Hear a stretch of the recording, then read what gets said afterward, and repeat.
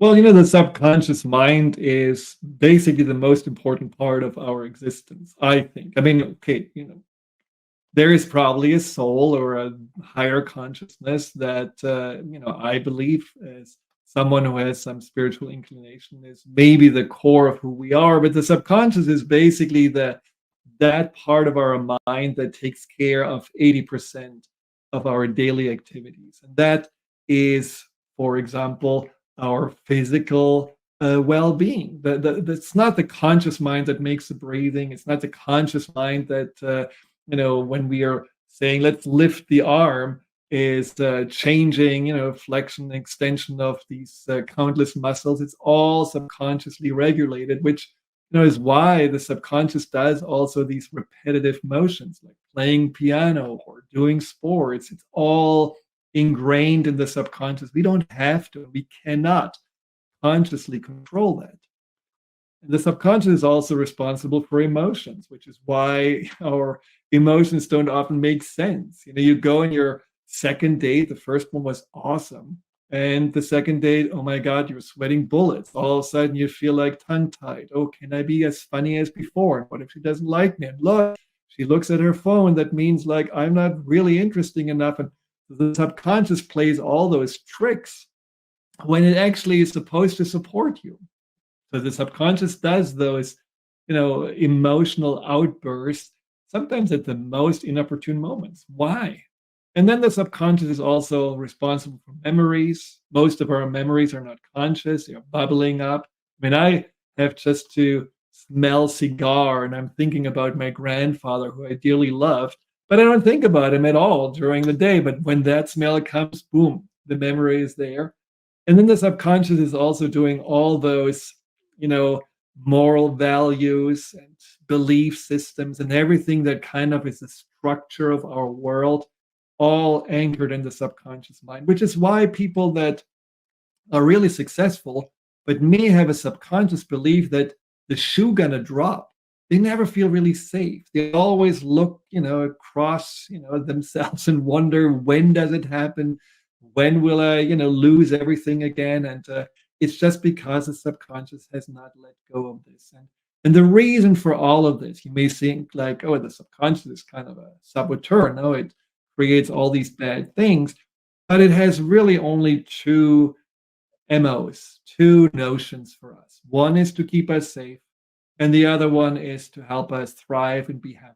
But if safety is not guaranteed, if it's programmed to rather look for survival than for thrival, it will always just go towards more stress, anxiety, and all the things that it believes keep you on your toes and keep you safe. And that's where, the past plays such an important role.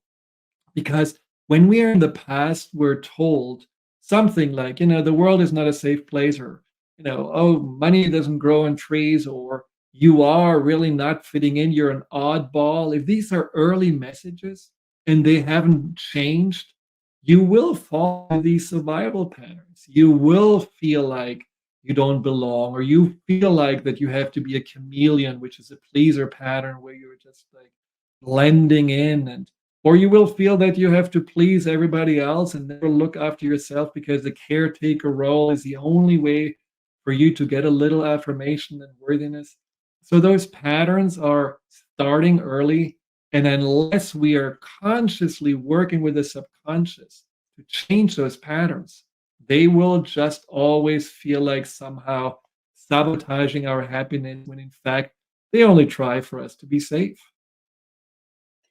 So the goal is for us to feel safe. So how then? Okay, first I want to talk, clarify the three patterns of the people pleaser, because I'm really curious. We talked about the three patterns of the avoider, but what are the three patterns of the people pleaser? So the first one is the chameleon. So that's more the person who doesn't really want to be visible for who they are. They don't even ask who they are, but they also don't want to be unnoticed because that's a very important for them to belong. And so they basically change their opinions, their appearance, and whatever is necessary for them to fit in. And that is really a lot of our younger generation. They are looking at what gives me the most likes, what gets me the most followers, what's the trend. And in the extreme, the people that do all these online challenges just to get some attention, just to be someone. This idea of I have to stand out to not be forgotten and to belong. Some people, lost their lives because of this. And so it's a very serious challenge. And same thing with the fear of missing out. It's a chameleon challenge because you don't even ask yourself, what do I want? Do I really feel like going out tonight? Is that really where I want to be? Somewhere in Greece? But you see it on social media and then you think, oh my God, they have so much fun and my life is so boring and I'm such a loser. And again, you haven't really wondered yet what's important to you. And that's a really, really important subject to address. And the second one is the classic caretaker, people pleaser that you said you were, and that also I was. I was a peacemaker because, my name means man of peace. Friedemann means man of peace. So they already put it on my forehead when I was born. You gotta be the peacemaker of the family. And I certainly was. And then the third one is the lover, which basically is that subset of pleasers that are focusing only on one person. So often codependent relationships, it's like the people that we know that put everything into their romantic relationship. And when that romantic relationship, even an abusive relationship, they're still holding on to it because they think, well, I'm going to make this person change. I can understand. Only I can really help. And then, depending what relationship they're in, they're changing also their interests from, I love to go to the opera to, oh, hunting is the best thing in the world.